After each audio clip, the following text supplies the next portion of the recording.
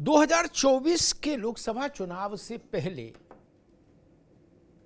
जितने भी वो आ रहे थे विश्लेषण, वो ये बता रहे थे कि भारतीय जनता पार्टी को महाराष्ट्र और बिहार में चूंकि भारी नुकसान होना तय है, इसलिए उसकी मोदी सरकार दोबारा वापस लौट के आए, इसकी संभावना बहुत कम है। उसके पीछे तर्क दिए जाते थे कि भाई बिहार में नीतीश बाबू ने पाला बदल लिया और छोटे बड़े तमाम दल जितने भी हैं वो सब आरजेडी और जेडीयू की गठबंधन के ही साथ हैं, चाहे कुशवाहा हो, चाहे मांझी हो, चाहे मुकेश सहनी हो, सब। और कहा जाता था कि महाराष्ट्र में भी भाजपा की दशकों पुरानी युति शिवसेना की टूट गई और वहां महाविकास अघाड़ी की सरकार बन गई, इसलिए अब वहां भी काम खत्म भाजपा का। तो दो बड़े राज्यों में चूंकि काम खत्म, इसलिए अब 24 में भाजपा के लिए संकट ही संकट। लेकिन 24 आने से पहले, चुनावी नगाड़ा बजने से काफी पहले दोनों राज्यों में घटनाक्रम बदलने लगा। महाराष्ट्र में तो सरकार ही बदल गई, पार्टी एनसीपी टूट गई, शिवसेना टूट गई, पवार का आंगन बट गया, उद्धव का आंगन बट गया, यह स्थिति बन गई। यानी 50% तो रिवर्सल हो गया जो पहले कहा जा रहा था। और बिहार में स्थिति ये बनी कि आरजेडी, जेडीयू और कांग्रेस और लेफ्ट, ये जो चार पार्टियां, इनको छोड़ दीजिए तो सारा कुछ वहां जो पॉलिटिकल स्पेक्ट्रम है, बीजेपी ने वो अपने इर्द गिर्द जमा कर लिया। जीतन राम मांझी हो, उपेंद्र कुशवाहा हो, नागमणि हो, सब लोगों को बीजेपी ने अपनी नाव पर चढ़ा लिया। चिराग पासवान और उनके चाचा पशुपति, दोनों के बीच में संघर्ष था, लेकिन बीजेपी ने दोनों को राजी कर लिया कि ना भैया दोनों साथ चलो। यानी रामविलास पासवान का जो वोट था वो इंटैक्ट रह के बीजेपी के साथ आए, इसकी व्यवस्था कर ली। और कल पटना में जो घटना घटी, बीजेपी के मार्च पर जो लाठीचार्ज हुआ और एक बीजेपी के एक जहानाबाद के महामंत्री की मृत्यु हुई, विजय सिंह की, जो परिदृश्य बना और उसके बाद जो हंगामा शुरू हुआ, उस हंगामा ने बीजेपी को बिहार में सड़क पर जागृत कर दिया। सड़क पर भाजपा सक्रिय हो गई। अभी तक ये कहा जाता था कि भाई बीजेपी बिहार में सड़क पर नहीं उतरती, वो सुविधा भोगी पार्टी हो गई, क्योंकि लंबे समय से नीतीश के साथ सरकार में रही है। कल लाठीचार्ज हो गया, हंगामा हो गया और उसके बाद प्रदेश भर में भाजपा सड़क पर उतरी है। तो ये दो परिदृश्य बदले। तीसरा बड़ा राज्य है उत्तर प्रदेश। उत्तर प्रदेश में भारतीय जनता पार्टी कुछ इसलिए भी मुतमईन है क्योंकि 19 में समाजवादी पार्टी और बसपा का अलायंस भाजपा सफलतापूर्वक झेल चुकी है, सफलतापूर्वक झेल चुकी है। इसलिए उत्तर प्रदेश को लेकर उसको लगता है अब चिंता करने की जरूरत नहीं। अभी 22 में वो 38 साल बाद उत्तर प्रदेश में योगी सरकार वापसी की है, उसने, योगी सरकार ने। तो क्या ऐसा माना जाए कि 24 के लिए जो सबसे बड़ा संकट बताए जा रहे थे दो राज्य भाजपा के संदर्भ में, उनमें भाजपा फील गुड की स्थिति में आ गई है और विपक्ष के लिए चुनौती बढ़ गई है। बिहार और महाराष्ट्र में जो कंपन है, राजनीतिक कंपन है, उसको डिकोड करना मुझे लगता बहुत ज़रूरी है, क्योंकि अभी कुछ महीने पहले तक सारी चर्चाएं इसी बात पर केंद्रित थीं कि बिहार और महाराष्ट्र में भाजपा कमज़ोर है, विपक्ष मजबूत है, इसलिए भाजपा के लिए 24 में दिक्कत होगी। अब परिस्थितियां कुछ बदली दिख रही हैं, तो वो कितनी बदली हैं और जितनी बदली हैं उनका अर्थ क्या है, ये समझना बहुत जरूरी है। महाराष्ट्र में तो सत्ता ही बदल गई और एक सबसे प्रभावशाली राजनीतिक परिवारों में से एक पवार परिवार, उसका आंगन भी बट गया। पहले शिवसेना बटी, फिर ये बट गया, 2 की जगह 4 हो गए, सरकार भी बदल गई। तो जो कहा जाता था कि भाई महाराष्ट्र और बिहार में भाजपा संकट में है, आधा वहां से कवर महाराष्ट्र का मामला बता दिया, और बिहार में भी ये स्थिति बन गई कि आरसीपी सिंह से लेके उपेंद्र कुशवाहा, जीतन राम मांझी, चिराग पासवान, पशुपति, सब लोगों को बीजेपी ने अपने साथ जोड़ने में सफलता पा ली और सड़क पर भी है।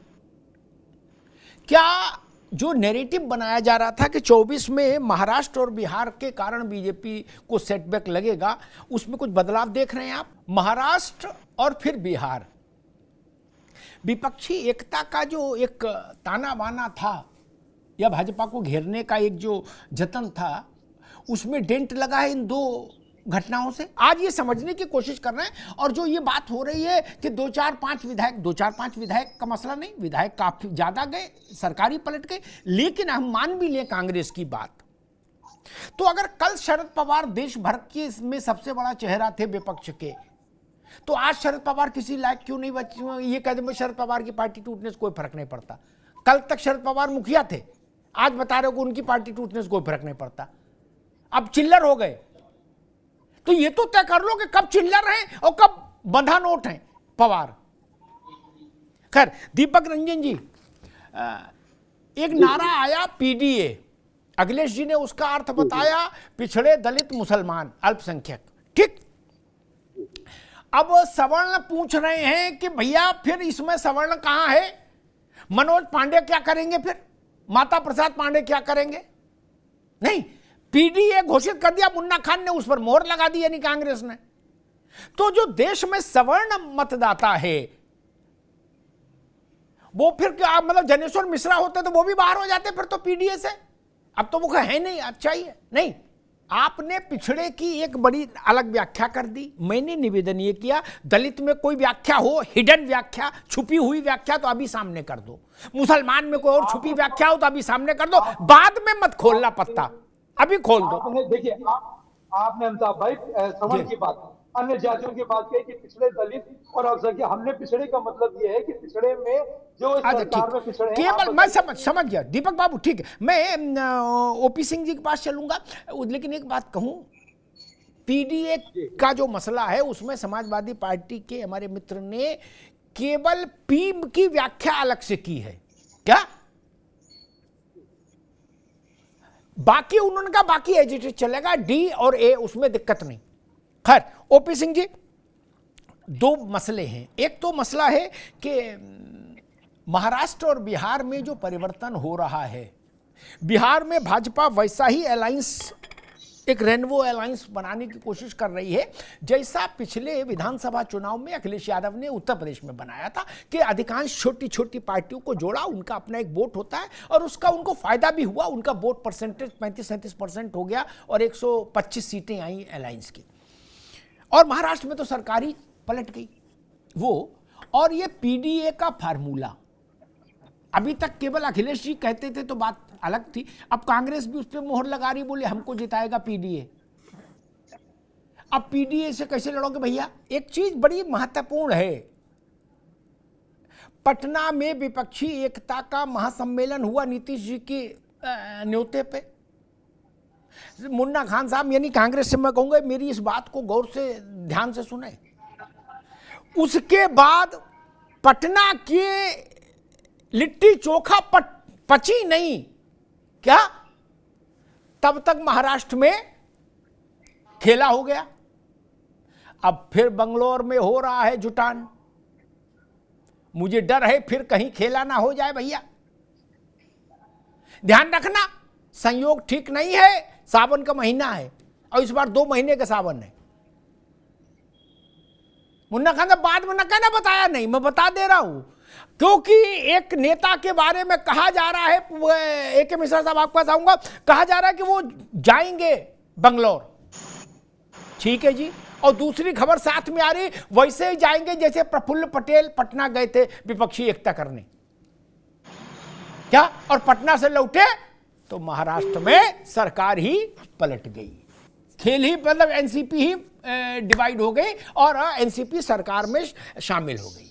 मिश्रा जी, अब आपके सवाल हो गए पूरे? नहीं आप रुक जाओ भैया। मिश्रा जी, अच्छा, ये स्थिति तो बड़ी विचित्र है, बड़ी चर्चा है, और ये चर्चा खुद शुरू की जयंत चौधरी ने, खुद एक ट्वीट, 2 ट्वीट करके। अब हर आदमी यूपी में एक ही बात पूछ रहा कि जयंत बिरयानी खाएंगे कि खीर। कुछ समझदार लोग कह रहे कि सावन में बिरयानी क्या खाएंगे, खीर ही खाएंगे। मुन्ना खान, हमको अजीत सिंह जी के राजनीतिक जीवन के समय से इस परिवार को मैं बहुत नजदीक से देख रहा हूं, ठीक, और यही बातें हो रही थी प्रफुल्ल पटेल के लिए। उनको पटना ले गए थे पवार साहब विपक्ष की एकता में करने के लिए। क्या हुआ? कल जयंत चौधरी छोड़ चले जाएंगे, फोन उठाना बंद कर देंगे आपका, और क्या कोई किसी का बिगाड़ लेगा? इसलिए इतना भी मतलब आप अपने सहयोगी और अपनी पार्टियां एकजुट नहीं रख पा रहे, इसमें अपनी गलती क्यों नहीं मानते आप लोग भाई? आप अपना आंगन नहीं बचा पा रहे, आप अपने सहयोगी एकजुट नहीं रख पा रहे। उपेंद्र कुशवाहा क्यों छोड़ गए? आरसीपी क्यों छोड़ गए बिहार में? मैं अमिताभ जी जवाब देना चाहता हूँ। हाँ, आ रहे आप क्यों छोड़ गए? इसका तो उत्तर आप ही को, नीतीश बाबू को ही देना होगा ना, ये इसका भी उत्तर कोई दूसरा देगा। मुन्ना खान, एक बड़ा सवाल, पीडीए का मसला आया, आपने भी उस पर मोहर लगाई, ठीक बात है। मान लीजिए कल को कोई अपनी पार्टी एक नई बनाए और उसका नाम रख दे सर्व समाज पार्टी, तो माना जाएगा उसको पूरे भारत के सब लोग वोट देंगे, ऐसा? आवाज नहीं आ रही।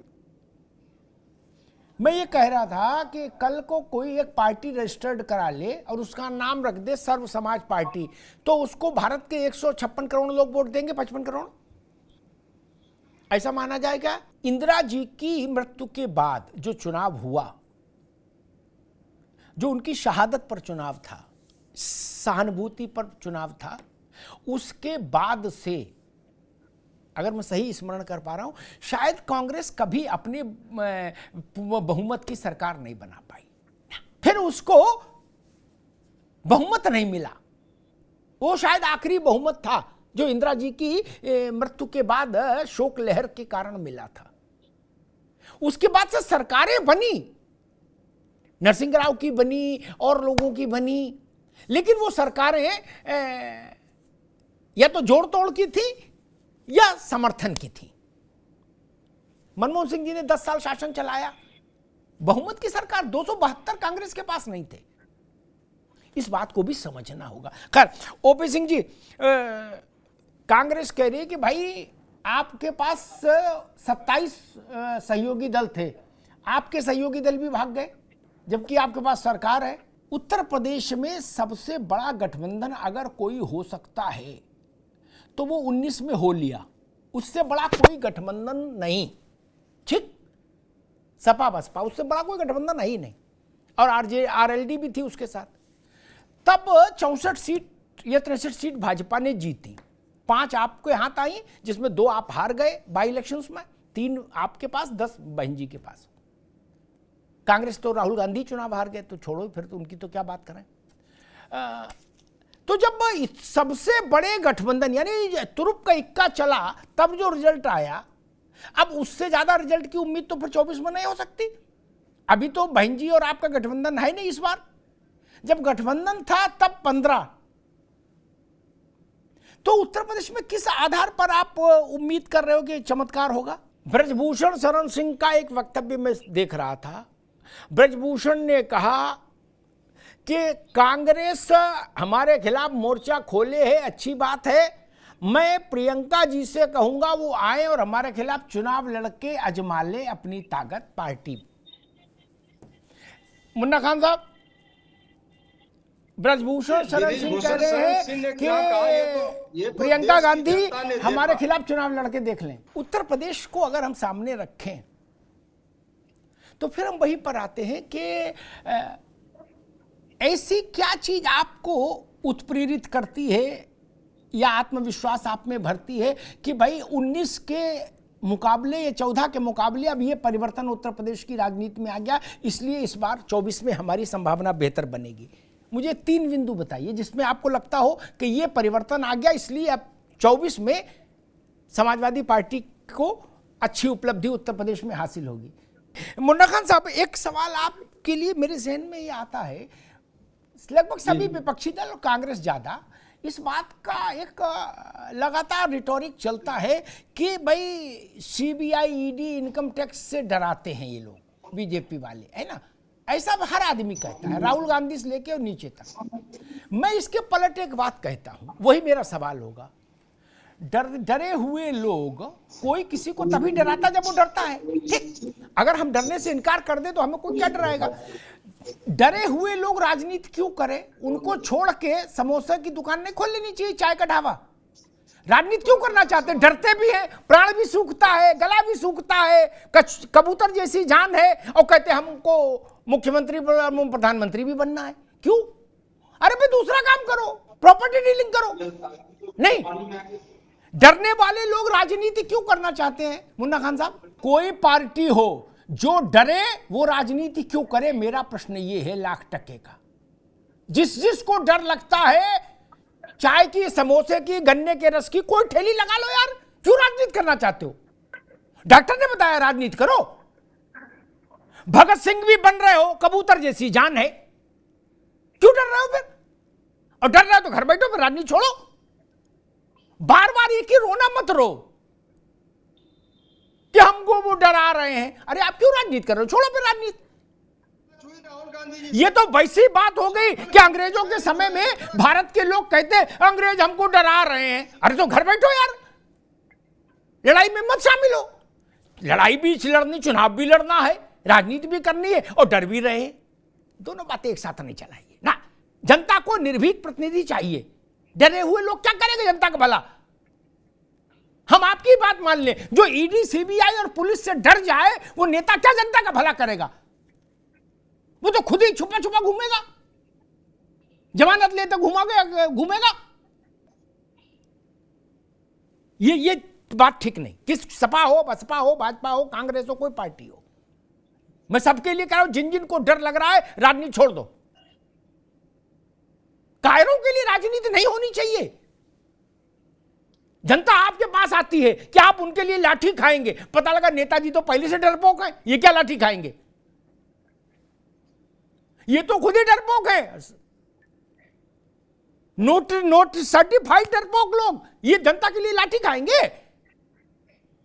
ओपी सिंह जी, एक समय ये था कि जनता के लिए नेता छाती खोलकर खड़ा हो जाता था चौराहे पर, जब हम लोगों ने राजनीति को समझना शुरू किया था।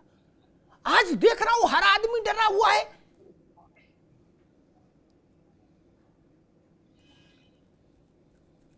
ये ठीक है, आप पर आरोप है, लेकिन कल को सत्ता बदलेगी तो आप इन पर आरोप लगाओगे कि ये डरा रहे हैं। मसला वो है कि नेता डर क्यों रहे हैं, और जो डर रहे हैं वो राजनीति क्यों कर रहे हैं। मेरा लाख टके का सवाल ये, देश की रहनुमाई, जनता का प्रतिनिधित्व तो वही नेता कर सकते हैं, दीपक भाई, मुन्ना खान साहब, ओपी सिंह साहब, जो निर्भय हो। डरपोक व्यक्ति देश का, समाज का नेतृत्व नहीं कर सकता। जॉर्ज फर्नांडिस के खिलाफ डायनामाइट का कांड लगा था। वो जानते थे कि अगर सरकार नहीं बदली तो जीवन जेल में कट जाएगा, हो सकता फांसी हो जाए, लेकिन लड़े ना। इसलिए हमको गर्व होता है उन पर। लोकनायक का जिक्र किया मिश्रा जी ने। मर्सिडीज में चलने वाले लोग, निजी जहाजों में ऑटो की तरह उनका इस्तेमाल करने वाले नेता, आप नहीं लड़ पाएंगे। लिख लीजिए मेरी बात। आप टीवी में तो शूट कर सकते हैं, सड़क पर नहीं। सड़क और टीवी में अंतर है मित्र। परिवार जैसे होता है ना, उसमें जो पिता है उसको सब लोग, परिवार के जितने भी अन्य लोग हैं, वो मानकर चलते हैं कि हमारे ऊपर संकट आएगा तो पिता लड़ेगा। ठीक, पता लगे पिता कोने में छुप गया, स्टोर में जाके और रो रहा, कर हमको डर लग रहा, उस परिवार का क्या होगा? देश के कई राजनीतिक दलों के सामने यही संकट है। जब उनके नेता दिन में अगर 100 बात बोलते तो 99 बात में ये बिलाप करते हैं कि क्या करें, ईडी डरा रही, सीबीआई डरा रही। अरे कितनी बार ये भजन गाओगे यार, बंद कर दो। डर लग रहा तो दूसरा काम करो, किसने कहा आप तो ये धंधा करो?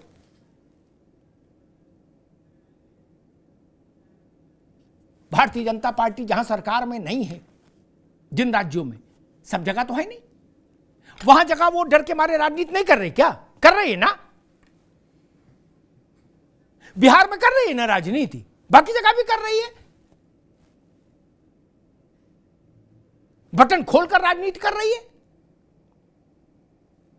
क्यों? वहां इनको डर नहीं है। सत्ता तो सत्ता होती मित्र, और अगर आपको सत्ता के उससे भय लगता है तो आप राजनीतिक जनता का भरोसा नहीं जीत पाएंगे। जनता किसी भी कायर को वोट नहीं देगी। ममता बनर्जी को वोट मिलने के पीछे का कारण जानते हैं? ममता बनर्जी की फाइटर की इमेज, योद्धा की छवि, इसलिए ममता बनर्जी को कभी आपने कहते सुना कि मुझे डर लग रहा है, मैं घर से नहीं निकलूंगी? नहीं, मोटरसाइकिल पे बैठ के जा रही।